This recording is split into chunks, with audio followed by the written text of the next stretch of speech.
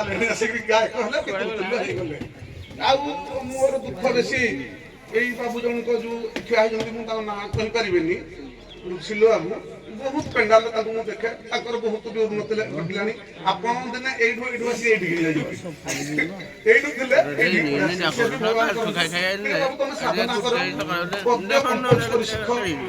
ମାନେ କଳାଟା ଯୋଉ ପଦଟେ ଗାଇବେ ତାର ନେକ୍ସଟ ପଦଟା ତାର ଜ୍ୟୋତିପାତ ହବା ଦରକାର। ସେ ଅର୍ଥ ନ ହଉ, ଜ୍ୟୋତିପାତ ହେଲେ ସୁନ୍ଦର ହବ। ଆପଣମାନଙ୍କର ବହୁତ ଅଳ୍ପ ବୟସ, ଆପଣମାନେ ବହୁତ ଆଗକୁ ଯିବେ। ଆଉ ଆମର ଟୁକୁ ବାବୁ ତ ଡ୍ୟାମେଜ ହେଇଗଲେ, କାଲି କଣ କଲେ କଣ ନାହିଁ ସେ ହିଁ ନିଜେ ଜାଣିବେ। ଆପଣ ଗୁରୁ ସାଙ୍ଗ ହିସାବରେ ଗୁରୁ ହିସାବରେ ମାଲିକ ହିସାବରେ ଜାଣିଥିବେ। ଏପଟେ ଆମର ଏଇ ଯୋଉ ରାଧା ବାହାରିଛନ୍ତି, ମୁଁ ମଧ୍ୟ ପରେ ମଧ୍ୟ ପକେଇଲି ହାଣ୍ଡିଗୁଡା କି ଛେଣ୍ଡିକୁ ଗାଁରେ ଏକ ଘର ହେଇଯିବ। ହଁ ଟେଣ୍ଟୁଲେଇ ଏଇ ଛେଣ୍ଡିପଦା ନା ହାଣ୍ଡିଗୁଡାରୁ କୋଣ ହେଇଥିବ, କାରଣ ମୁଁ କେତେଟା ପେଣ୍ଡାଲରେ ଦେଖିଥିଲି ତାଙ୍କୁ।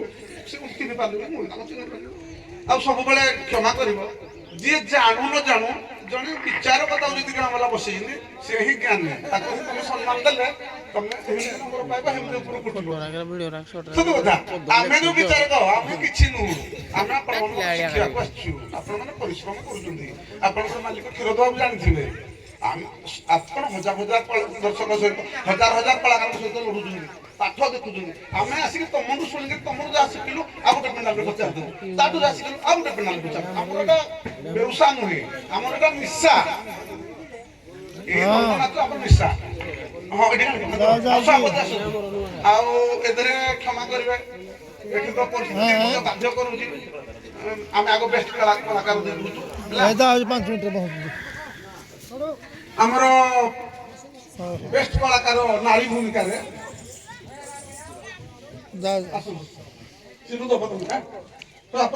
ଆସ ଦିଅ ଆମେ ଖାଲି ଘୋଷଣା କରିଦେବୁ।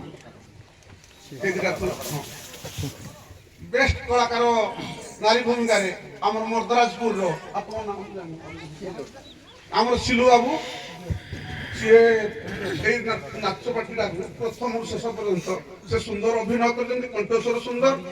ଜ୍ଞାନ ତ ସମସ୍ତଙ୍କର, କାହା ଜ୍ଞାନ କେହି କହିପାରିବେନି ବାଲିଗରଡ଼ା, କିନ୍ତୁ ତାଙ୍କର ବ୍ୟବହାର, ଭାବଭଙ୍ଗୀ, ବେଶ ପୋଷାକ ଦର୍ଶକ ମାନଙ୍କୁ ମୋହିତ କରିବାର ମୋର ହୃଦବୋଧ ହେଲା ସେ ନାରୀ ଭୂମିକାରେ ଉତ୍ତୀର୍ଣ୍ଣ ହେଇଛନ୍ତି। ତେଣୁ ତାଙ୍କୁ କମିଟିକି ଅନୁରୋଧ କରିବି, ତାଙ୍କୁ ତାଙ୍କର ସିଲ୍ ପ୍ରଦାନ କରନ୍ତୁ, ପୁଷ୍ପଗୁଚ୍ଛ ପ୍ରଦାନ କରି ସମ୍ମାନିତ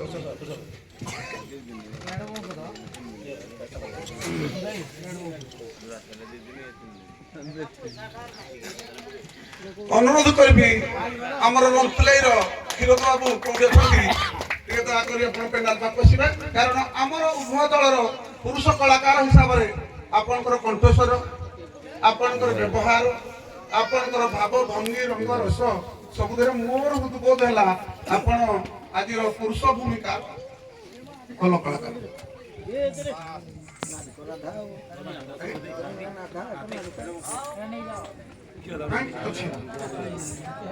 କ୍ଷୀରଦ ବାବୁ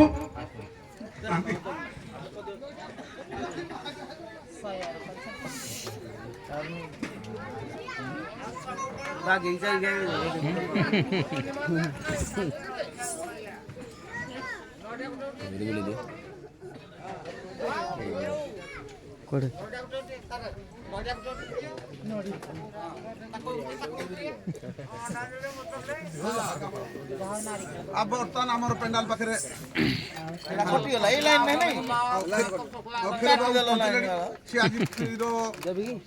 ମଞ୍ଚରେ ପୁରୁଷ ଅଭିନୟରେ ସେ ପ୍ରତିପାଦନ କରିଛନ୍ତି। ତେଣୁ ତାଙ୍କୁ ପୁରୁଷର ଯୋଉ ସମ୍ମାନ କରିବା କଥା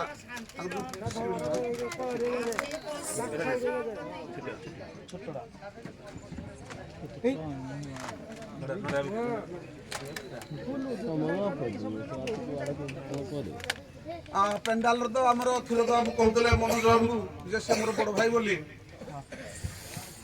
ମୁଁ ତ ଶୁଣିଲି, ମୁଁ ତ ବୟସ ଦେଖିନି। ମୁଁ ଟିକେ ଅନୁରୋଧ କରିବି, ଯଦି କ୍ଷୀରଦ ବାବୁ ଆଉ ମନୋଜ ବାବୁ ଦୁଇ ଜଣ ଟିକେ ମୋ ସାମ୍ନାରେ କରମର୍ଦ୍ଦନ କରିଦିଅନ୍ତେ ବହୁତ ଭଲ ହୁଅନ୍ତା।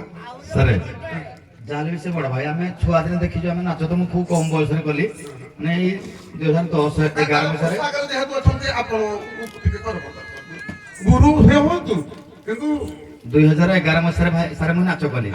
ସେତେବେଳକୁ ମନ ଭାଇର ରାଧାରେ ପୁରା ପ୍ରମ୍ପ୍ଟ ସେତେବେଳେ ତେଣୁ ସେ ମୋଠୁ ଯାହାହେଲେ ଭାଇ ବୟସରେ ବଡ଼ ଆଜ୍ଞା ତେଣୁ ଭାଇକି ମୁଁ ପ୍ରଣାମ ଜଣେଇବା କଥା ମତେ ମିଳିବନି ଭାଇ ଭାଇକି ପ୍ରଣାମ ଜଣାଇବି। ପୋଷାକ ଅଛନ୍ତି ତ ମିଳିବ ନାଇଁ ମୁଁ ଏଇ ପଇସାରେ ମତେ କରିଛି ମୁଁ ସେଥିପାଇଁ ଆଉ ମାର୍କ ତ ମୁଁ ଡାକିବିନି ଆଜି ଯିଏ ଆମର ଏଠି ସେକେଣ୍ଡ ହେଇଛନ୍ତି ଶିଲା ସେକେଣ୍ଡ ହଁ ଆମର এই সেকেন্ড শিলটা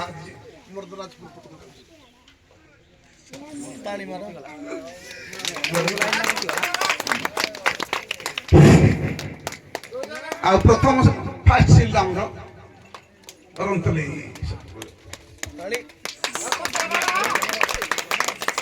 କାହାରି ମନରେ କୌଣସି ଦ୍ୱନ୍ଦ୍ୱ ରଖିବା କଥା ନୁହେଁ କାରଣ ମୁଁ ମନୋଜ ବାବୁଙ୍କୁ କ୍ଷୀରୋଦ ବାବୁଙ୍କୁ ମନୋଜ ବାବୁଙ୍କୁ ବହୁତ ସମ୍ମାନ ଦିଏ କାରଣ ଆମେ ସମବୟସ୍କ ହେଇଥିଲୁ ଛୋଟରୁ ଆମେ ପରିଚିତ କଣ ପାଇଁ ଭୁଲ ହେଲା କଣ ଅସୁବିଧା ହେଲା ସେ ହିଁ କହିବେ ମତେ ଆପଣମାନେ ପଚାରିବେନି ଆଉ ମୁଁ ନିରପେକ୍ଷ ଭାବରେ କିଛି ଅଳ୍ପ ଟିକେ ନମ୍ବର ପାଇଁ ସେ ଦିଟା ପ୍ରଶ୍ନ କଲେ ଆପଣ ପିଲା ଚେଷ୍ଟା କରିଥାନ୍ତେ ନାହିଁ କଲା ରହିପାରିବେ ଏମିତି କୁହାଯାଏ କି ସବୁବେଳେ ଚେଷ୍ଟା କରେ ଏ ବାବୁ ଯେମିତି ଚେଷ୍ଟା କରୁଛନ୍ତି